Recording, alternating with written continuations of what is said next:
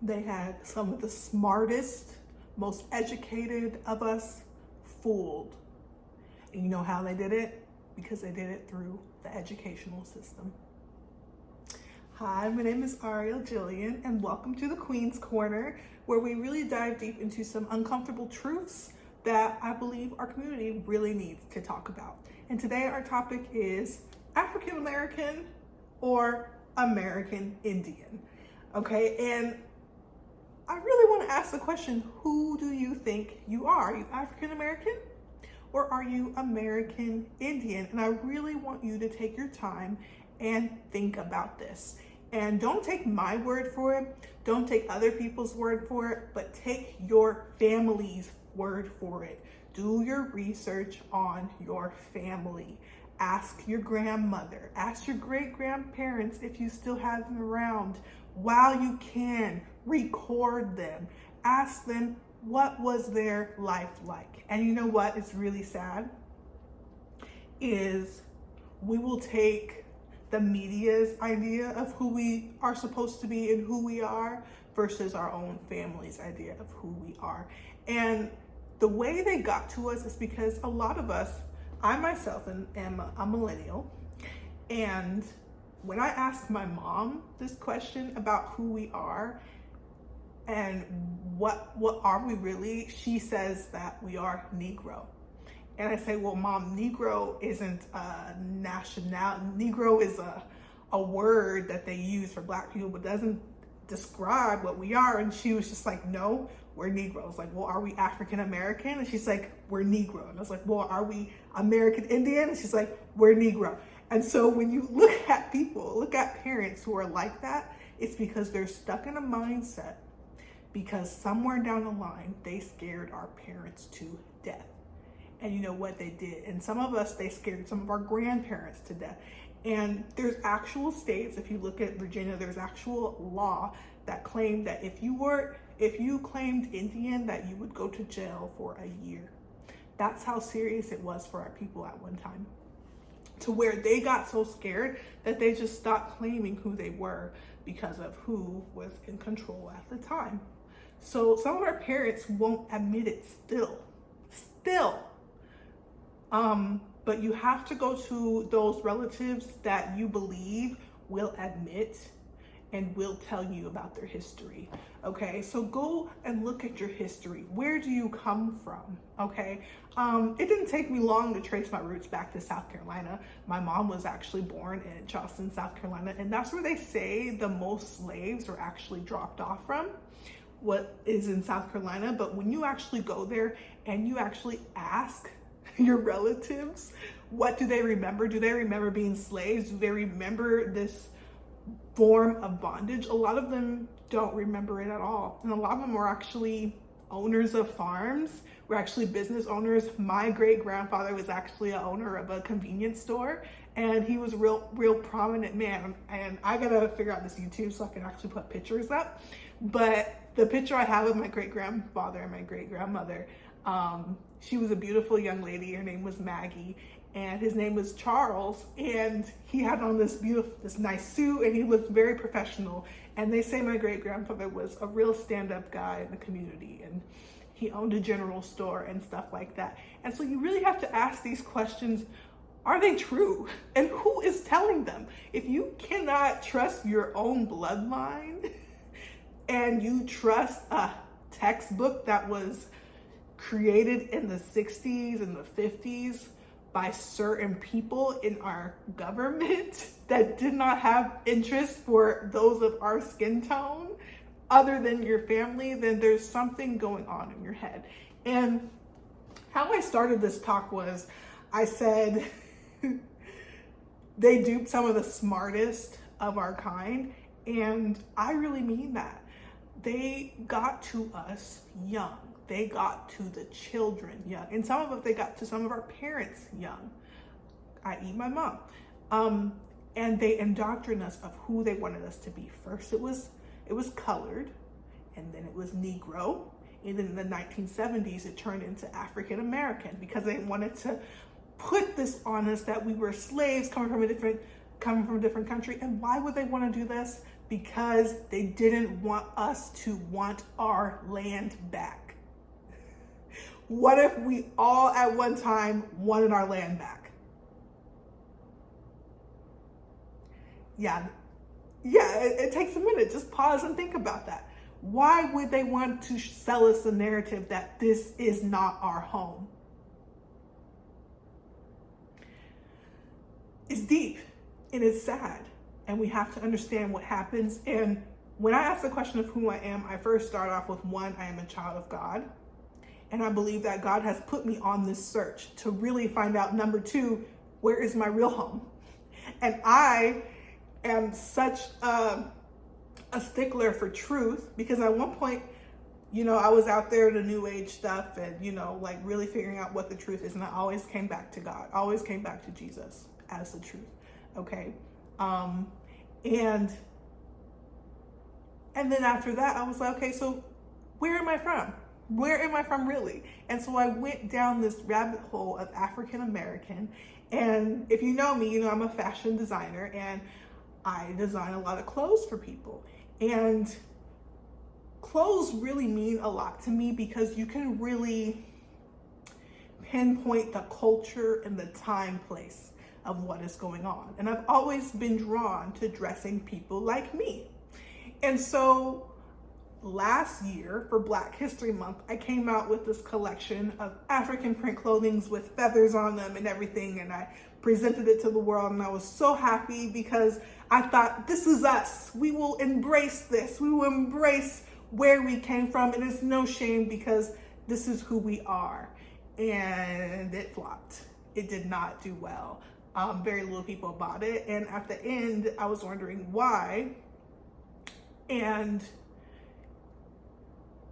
all you have to do is really kind of look down into yourself and think, is this really me? And is this really the people that I am serving? And the answer at the end was no. And so I was like, well, why not? And so I actually made friends with all different types of people from Africa. I have friends from Congo. Yes, I searched. I have friends from Congo, Rwanda, Tanzania, from Central Africa, from South Africa, from all over the place, Somalia, from South Sudan. I went and I started to know these people because I wanted to know myself. Because throughout my educational history, I was lied to about who I was. And a lot of you guys were too. And my mother, she, a wonderful lady, but she was a homemaker. She was busy raising 5 children. So she didn't know how to educate me on who I was because she went as far as, 1 or 2 years in college, but she was too busy raising us. So I was always let's go get it. Let's go to college. Let's, pursue higher education. And even through that, even in college, I was vice president of the Black Student Union. Yes. And I worked in the African American Student Center. So I was right where my people was, figuring out, who am I? What is this? And it's crazy because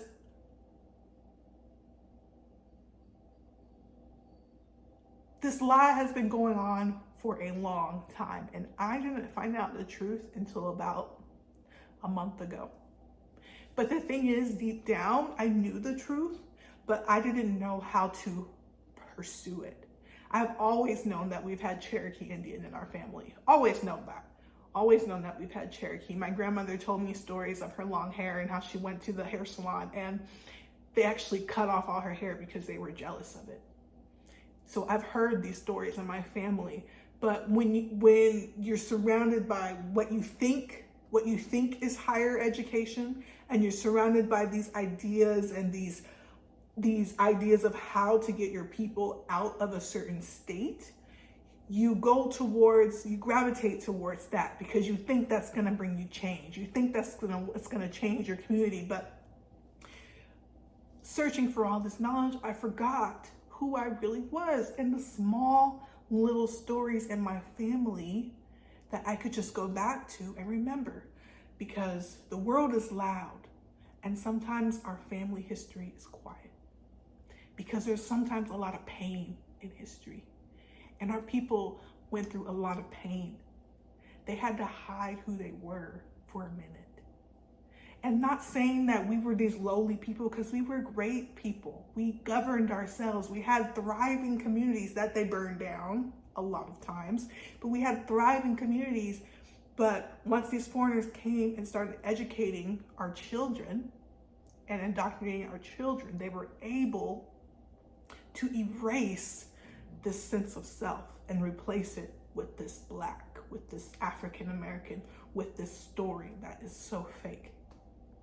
So my question to you today is African American or American Indian? And I don't want you to take my word for it. I don't want you to take anybody else's word for it on YouTube, but I want you to go and ask your family who you are.